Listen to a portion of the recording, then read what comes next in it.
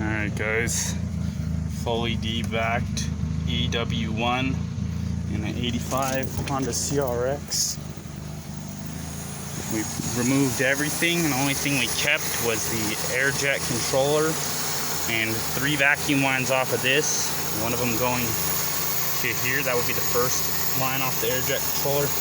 The second one goes from here, 24 is the line I used, to here.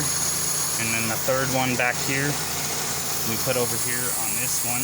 We capped off everything, deleted the coolant thermal valves, deleted the EGR, and the only other line besides that is one off of this, down around it goes to a T to this line here, and then we got that one ran down to the bottom of the dizzy. And so far seems to be running pretty good.